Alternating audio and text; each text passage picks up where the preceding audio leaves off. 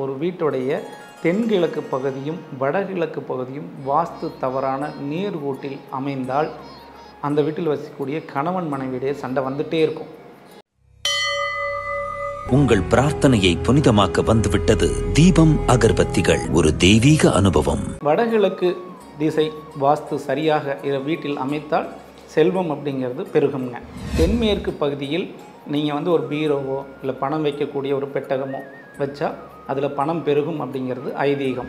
ஈசானிய மூலையில் வைக்கலாமா பணம் அப்படிங்கிறது பார்த்தீங்கன்னா வைக்கக்கூடாது. கடவுள்கள் அப்படிங்கிறது பொதுவானது, அதை நீங்கள் வாஸ்துவோடு கனெக்ட் பண்ணணுங்கிற அவசியம் இல்லைங்க. மேற்கு திசை பார்த்து தெற்கு வடக்கு திசை பார்த்த நகைக்கடைகளில் கூட்டம் எப்போவுமே அதிகமாக இருக்கும். கிழக்கு திசை பார்த்த கடைகளில் 70% கடைகளில் அதிகளவு சேல்ஸ் இருக்கிறது இல்லை. வரவுக்கானது ஈசானியம், இருப்புக்கானது நைருதி மூலை, தென்மேற்கு மூலை. அப்போது இது ரெண்டையும் நீங்கள் சரி பண்ணுறப்ப உங்களுடைய பொருளாதாரம் அப்படிங்கிறது உயரும். வடமேற்கில் படிக்கட்டு அமைச்சு படிக்கட்டுக்கு கீழே டாய்லெட் பாத்ரூம் கொடுத்துருப்பாங்க, அதுவுமே உங்களுக்கு பொருளாதார இழப்பை கொடுக்கும். வடக்கு பகுதி அடைபட்டு இருந்தால் அந்த வீட்டில் வசிக்கக்கூடிய பெண்ணுக்கு திருமண வாழ்க்கை அப்படிங்கிறது சரியாக இருக்கிறதில்லை. Periyar Maniamma Institute of Science and Technology, Tanjavur, AAA with specialization in electric vehicles and energy engineering.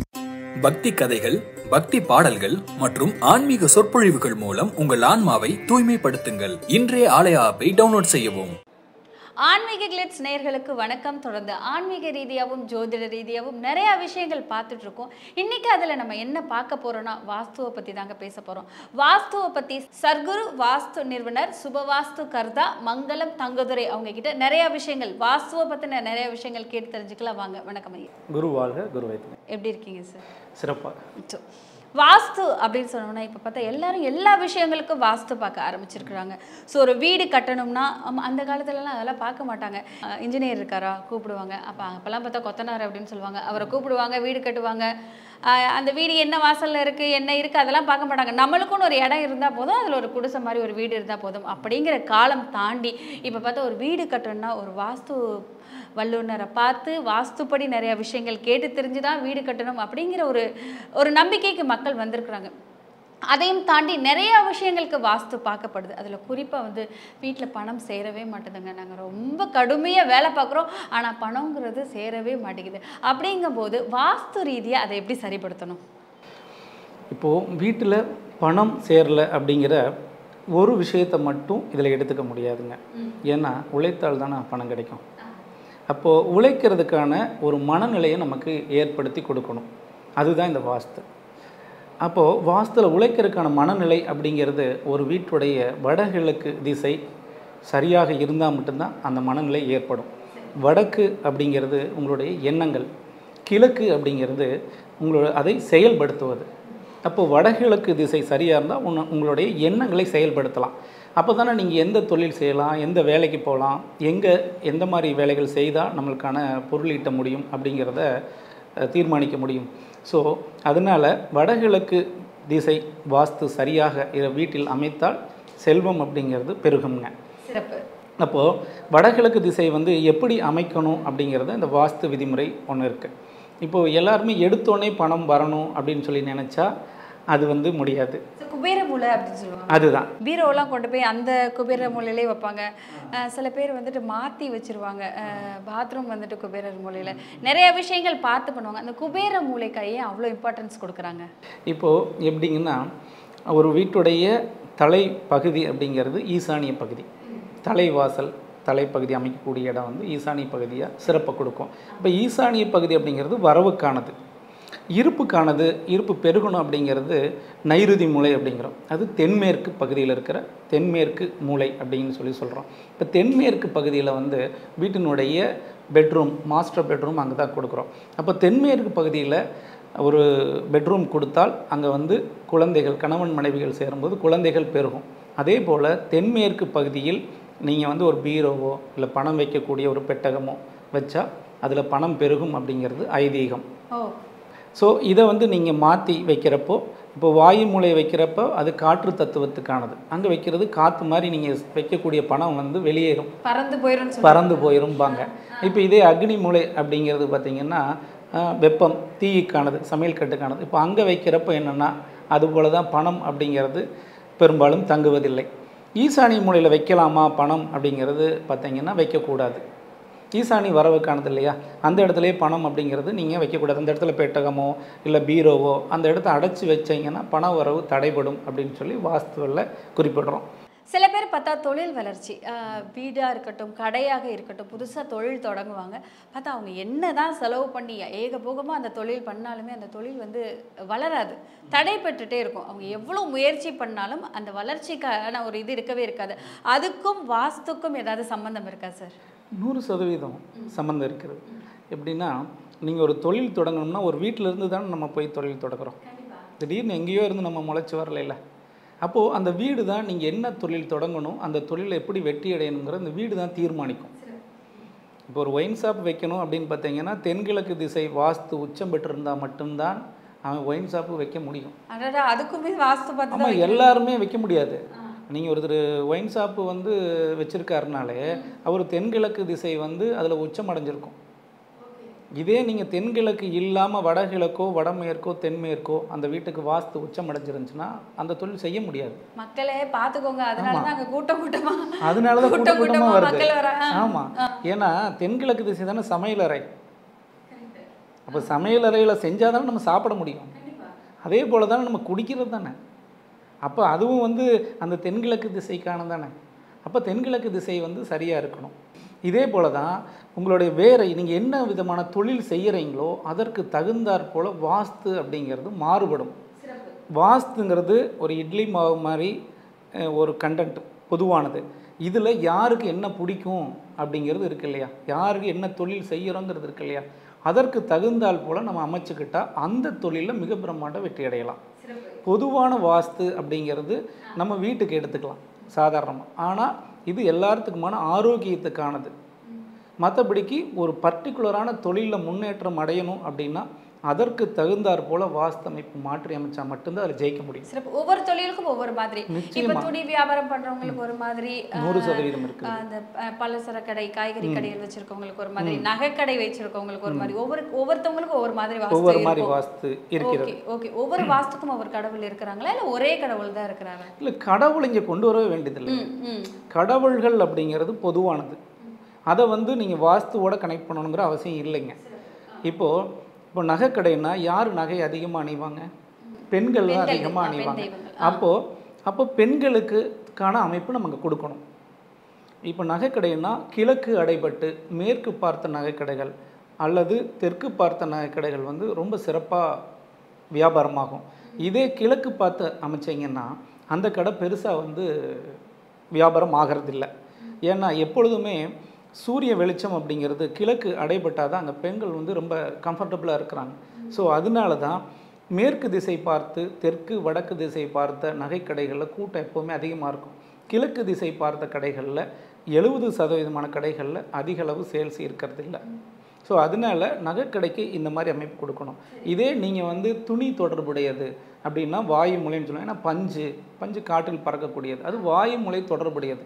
இன்றைக்கி மிகப்பெரிய தொழில் நிறுவனங்களாக உருவாகி இருக்கிற துணிக்கடைகள்லாம் பார்த்திங்கன்னா செயின் ஸ்டோரெல்லாம் வச்சுருக்குறாங்க. ஒரு 20 கடை 30 கடை. அந்த கடைக்கெல்லாம் பார்த்திங்கன்னா வாயு மூலை தான் வடமேற்கு வாசல் இருக்கும், இல்லை வடமேற்கு ரோடு குத்தல் இருக்கும், இல்லை தென்மேற்கு ரோடு பார்வையோ இல்லை தென்மேற்கு திசையில் வந்து தலைவாசல் அமைச்சிருப்பாங்க. ஏன்னா அந்த வாயு மூலையை நம்ம எப்படி உச்சப்படுத்தணும், அது உச்சபட்ச பகுதியாக எப்படி நம்ம வந்து வாஸ்துவில் கொடுத்தா உங்களுக்கு அந்த துணி அப்படிங்கிறதுல மிகப்பெரிய பிரம்மாண்ட அளவுக்கு வெற்றி அடையலாம் அப்படிங்கிறத பொறுத்து அமைச்சிங்கன்னா துணி கடையிலையும் பிரம்மாண்டமான வெற்றியை கொடுக்கும். சில பேர் எவ்வளோ சம்பாதிச்சாலும் அவங்க கையில் பணம் சேரவே சேராது. ஆனால் சம்பாதிப்பாங்க, கை நிறையா பணம் சம்பாதிப்பாங்க, பணம் வந்த மாதிரி இருக்கும், ஆனால் பணம் காணாமல் போயிடும். ஸோ இதுக்கும் வாஸ்துக்கும் ஏதாவது சம்மந்தம் இருக்குதா? இல்லை, வாஸ்துக்கு இதுக்கு சம்மந்தம் இருக்குன்னா செலவு பண்ணாத இருந்துக்கிட்டால் பணம் செலவாகாதுல்ல. செலவாளியாக இருந்தால் என்ன சார் பண்ணுவாங்க? அதுதான் சொல்கிறேன். இப்போது இதை எப்படி எடுத்துக்கணும்னு பார்த்தீங்கன்னா, ஒரு வீட்டிற்கு வரவுக்கானது ஈசானிய பகுதிங்க. அப்போது செலவுக்கானதுன்னு இருக்குது இல்லையா, செலவுக்கானதுன்னு ஒரு பகுதி இருக்குது, அது வந்து வடமேற்கு திசைக்கானது. அப்போது ஈசானிய பகுதியில் தேவையான அளவு வருமானம் வந்துச்சுன்னா எவ்வளோ செலவு பண்ணாலும் நம்மளால் மேனேஜ் பண்ண முடியும்.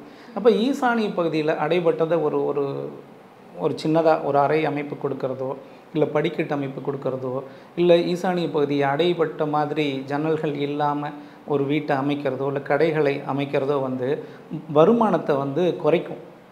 கொடுக்கும். ஆனால் பெருசாக நம்ம எதிர்பார்க்குற அளவுக்கு வருமானத்தை கொடுக்காது. அப்போது ஒரு வீட்டிற்கு வடகிழக்கு பகுதி அடைபட்டு தென்மேற்கு பகுதியும் வடமேற்கு பகுதி ரெண்டு ஒன்றுக்கு ஒன்று தொடர்புடையது. இப்போ இந்த பகுதியில் ஏதாவது ஒரு தலைவாசலோ இல்லை ஓப்பன் ஏதாவது நம்ம வந்து பால்கனி கொடுக்குறோம், இந்த மாதிரி ஓப்பன் கொடுத்தீங்கன்னா அந்த வீட்டில் பெருசாக பணம் தங்குறதில்ல. அப்போது இதை எப்படி எடுத்துக்கலாம் அப்படின்னா, வரவுக்கானது ஈசானியம், இருப்புக்கானது நைருதி மூலை, தென்மேற்கு மூலை. அப்போது இது ரெண்டையும் நீங்கள் சரி பண்ணுறப்ப உங்களுடைய பொருளாதாரம் அப்படிங்கிறது உயரும், இருப்பு இருக்கும். ஸோ கடன் அடிக்கடி ஏற்படுவதற்கான வாஸ்து பிழைகள் என்ன? ஏதாவது வாஸ்துப்படி தப்பு பண்ணியிருந்தால் கடன் அடிக்கடி ஏற்படுமா? இப்போது கடன் ஏற்படுறதுக்கு கடன் வாங்குறதுனாலும் கடன் கொடுக்கறதுனாலும் இதற்கான அடிப்படை காரணம் என்னென்னு பார்த்தீங்கன்னா, ஒரு வீட்டினுடைய வாயு மூலை. ஒருத்தர் தொழிலில் ஜெயிக்கணும், சுய தொழிலில் ஜெயிக்கணும் அப்படின்னா வாயு மூலை. இதே அரசு துறையில் ஜெயிக்கணும்னா அக்னி மூலை. தனிப்பட்ட முறையில் நீங்கள் படித்து உங்கள் அறிவினால் நீங்கள் முன்னேற்றம் அடையணும், அறிவை பயன்படுத்தி படிப்பினால் முன்னேறணும்னா ஈசானிய பகுதி.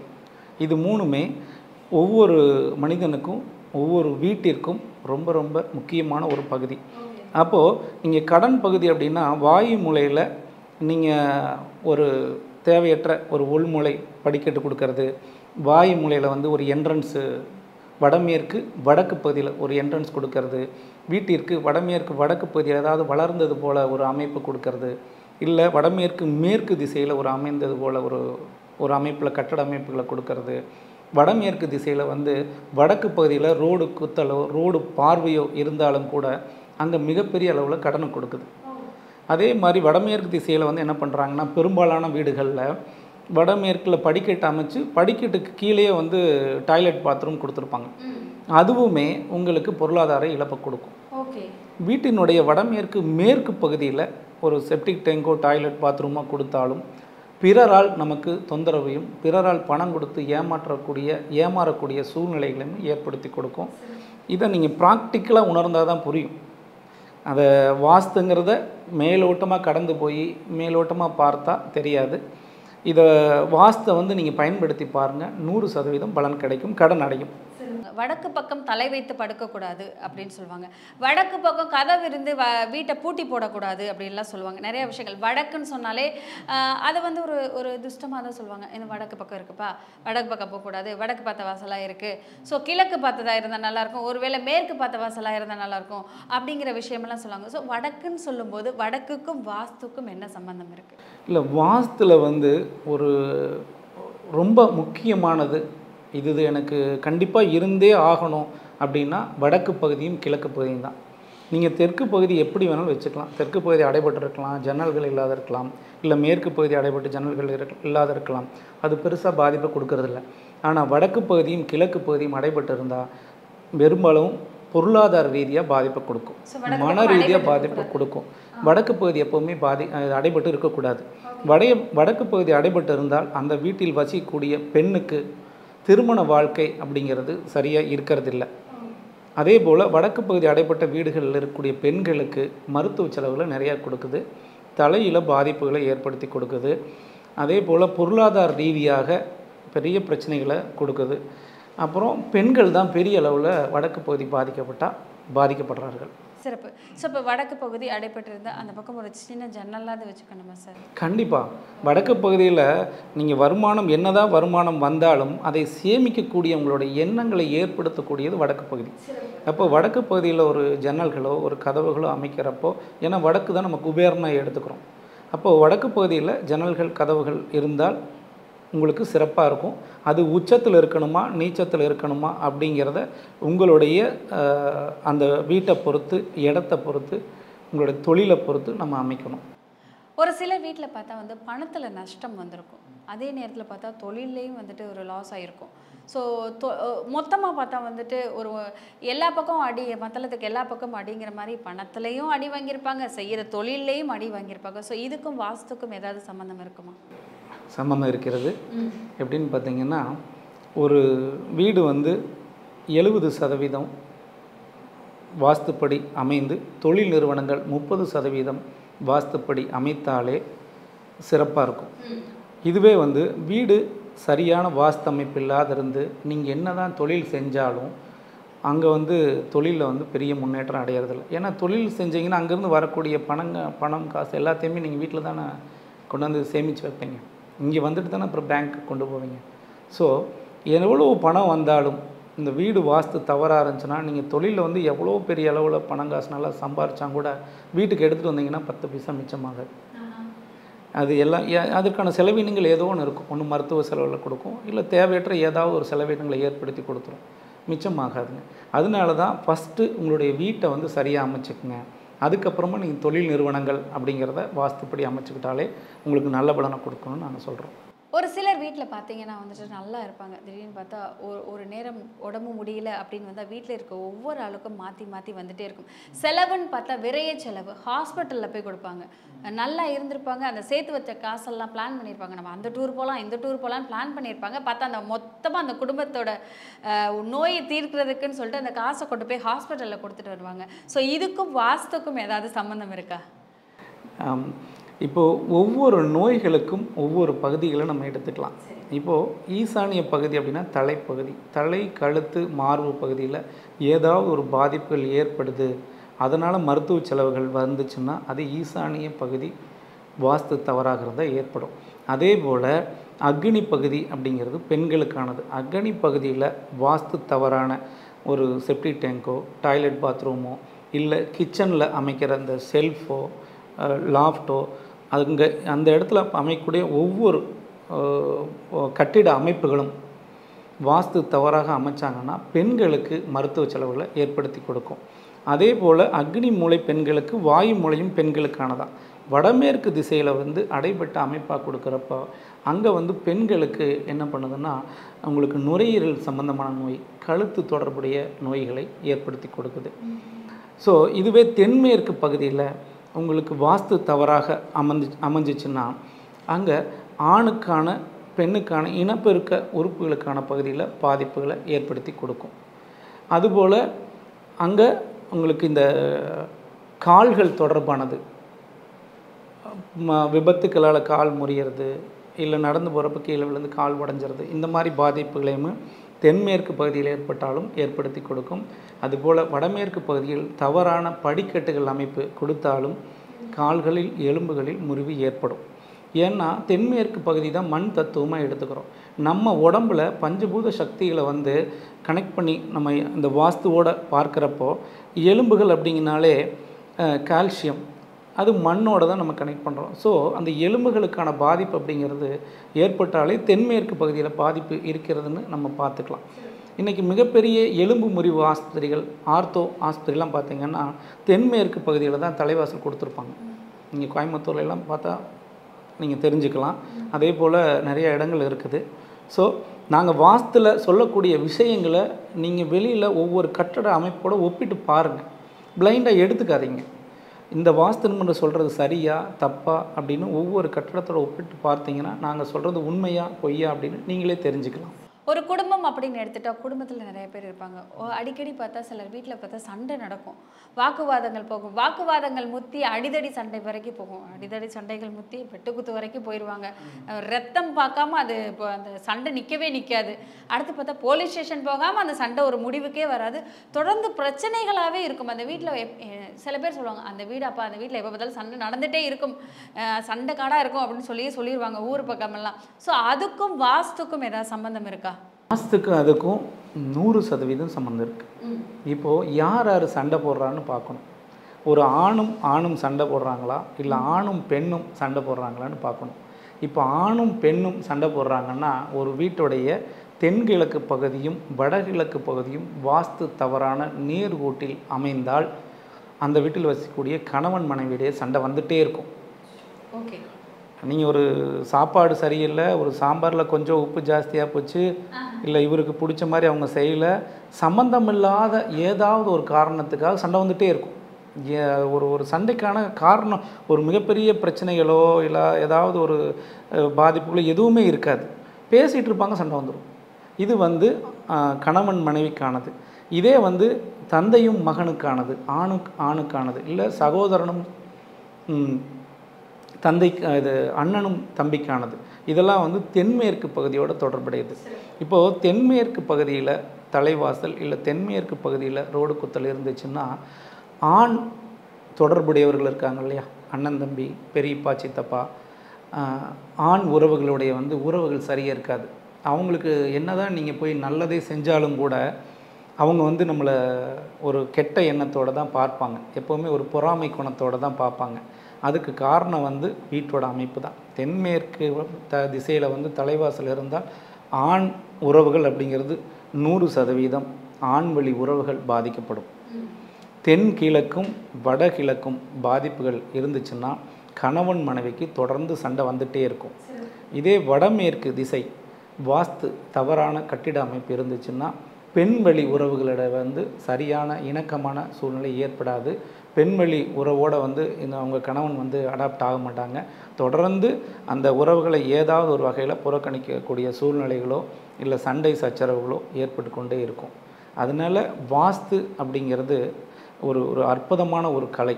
இதை நீங்கள் வடிவமைச்சு அதன்படி நீங்கள் ஒரு பயணப்பட்டு பார்க்கும்போது தான் இது எந்த அளவுக்கு ஒரு உண்மை அப்படிங்கிறது, இதனோட அற்புதம் அப்படிங்கிறது உங்களுக்கு தெரியும். அப்போது ஒவ்வொரு விஷயத்துக்குமே நீங்கள் எடுக்கிற ஒரு சின்ன சின்ன விஷயங்களும் கூட அது நல்லது கெட்டது அல்லது வெற்றி தோல்விகளை தீர்மானிக்கிறது வாஸ்து அமைப்புடைய வீடுகள் தான். நம்ம வெறும் உடம்பும் சதையும் தான், நம்ம இயக்கிறது எல்லாமே இந்த பிரபஞ்ச சக்திகள் தான். 9 நவகிரகங்களும் பஞ்சபூத சக்திகளும் தான் நம்மளை இயக்குது. அப்போது இதை எந்த அளவுக்கு நீங்கள் பயன்படுத்துகிறீங்க அப்படிங்கிறத பொறுத்து உங்களுக்கான மாற்றங்கள் 100% நிகழும். ஸோ வாஸ்து ஒரு மனிதனுக்கு ஒரு மனிதன் வாழ்க்கைக்கு வாழ்வதற்கு, தொழிலுக்கு, படிப்புக்கு, எல்லாத்துக்குமே, நோய்க்கு எல்லாத்துக்குமே வாஸ்து அப்படிங்கிறது எவ்வளோ முக்கியம் அப்படிங்கிறது ரொம்ப தெளிவாக சொன்னீங்க. இன்னும் நிறையா விஷயங்கள் மக்களுக்கு எடுத்து சொல்லிகிட்டே இருப்போம். தொடர்ந்து பேசுவோம். நன்றி. நன்றி.